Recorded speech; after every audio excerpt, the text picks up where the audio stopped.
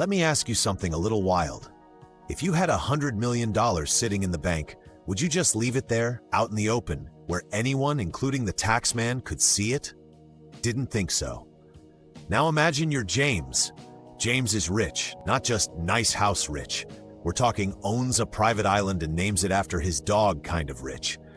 But here's the thing about James. Even though he's worth a fortune, you'd never know it by looking at his bank account. Why? Because James, like most rich people, doesn't show his wealth the way you'd expect. He hides it. Legally, cleverly. And no, it's not illegal. In fact, rich people have mastered the art of making their money disappear. Not in a poof, it's gone way, but more like good luck trying to figure out where it is. Let's break this down. James doesn't keep his money under the mattress or even just sitting in a regular savings account. That would be way too easy for taxes, creditors, and lawsuits to grab. Instead, James uses a little trick called asset protection. Let's start with a super basic example. James doesn't own his house. Not directly. Sure, he lives in a $10 million mansion with a pool shaped like a dollar sign. But on paper, that house is owned by a trust. What's a trust? Think of it like a secret vault. James puts his assets in the vault, locks it, and gives the vault its own legal identity. So if someone sues James, they can't touch what's inside the vault, because legally he doesn't own it. Pretty slick, right? Now James doesn't stop there. He also has a company, a little holding company called Golden Retriever Holdings, Inc. Golden Retriever Holdings doesn't do much, but it owns a lot. Like his cars, his investments, even that private jet he takes to brunch in Monaco. Again, if something goes wrong, say, James accidentally crashes his yacht into someone else's yacht. No one can come after his personal stuff, because technically he doesn't own it, his company does. And that company? It's protected by layers of legal structures, all designed to keep his wealth safe, private, and out of reach. Now, let's talk about taxes. James doesn't dodge taxes, that's illegal, but he minimizes them. How? By making sure most of his money isn't income, it's capital gains, dividends, and loans. Let me explain. If James takes a salary, he pays regular income tax, just like everyone else. But James is smarter than that. Instead, his investments grow in value, stocks, real estate, businesses. When they go up, he doesn't sell them. He just borrows against them. Let's say his portfolio is worth 15 million. He takes out a 5 million loan against it. That loan, not taxable. He uses that money to live, invest more, or just buy another dog-named island. Meanwhile, his assets keep growing.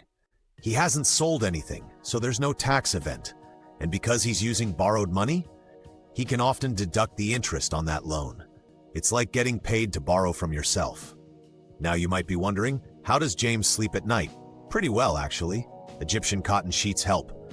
But really, he sleeps soundly because he knows he's playing by the rules. These strategies aren't shady. They're built into the financial system. Trusts, holding companies, loans, they're all legal tools. They're just not tools most regular folks know about. And here's another kicker. James doesn't keep all his money in one country.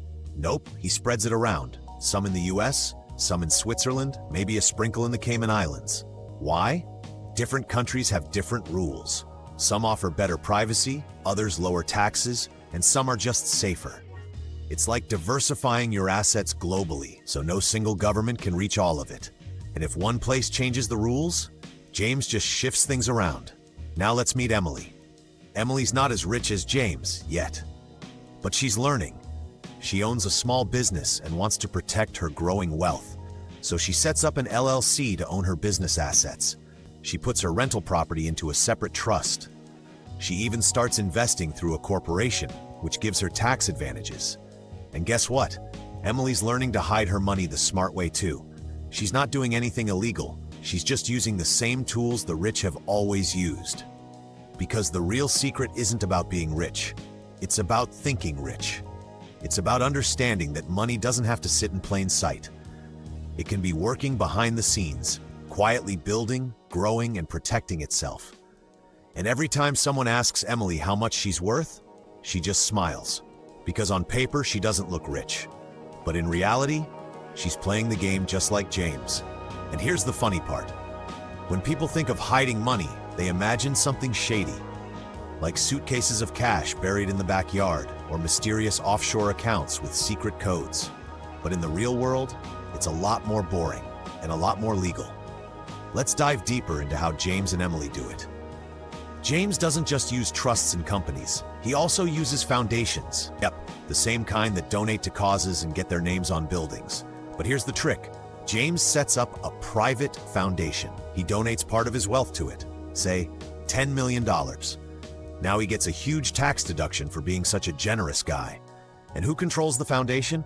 Oh, that's right, James. He gets to decide how it spends money, where it invests, and even who it pays salaries to, which just might include James himself and his family.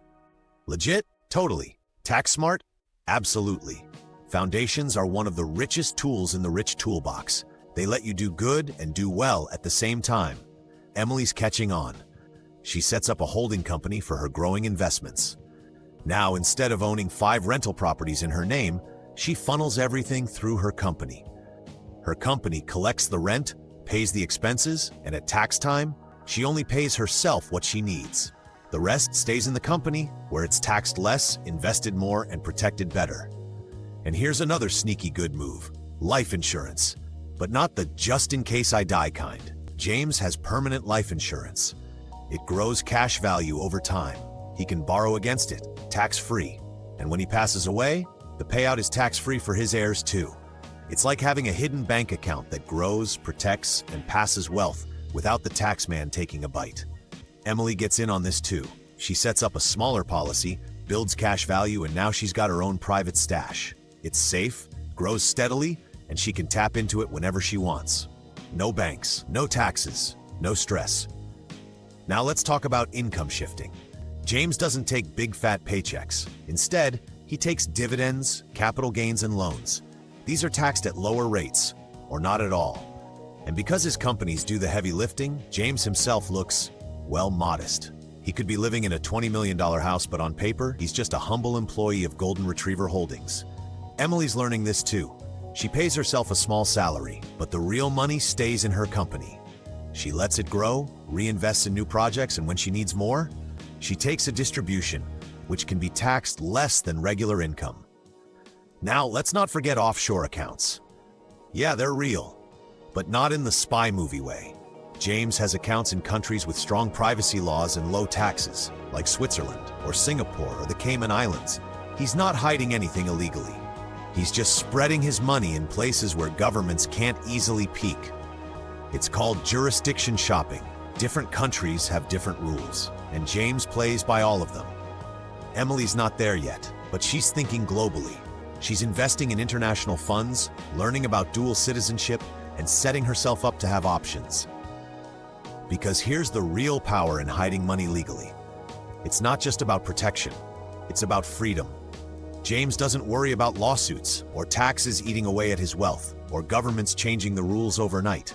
He's insulated, layered up with trusts, companies, insurance, and global accounts. Emily? She's building that same freedom, one asset at a time. And it's not about being sneaky, it's about being smart. Because the rules are out there for anyone to use. Most people just never learn them. They think working harder will make them rich.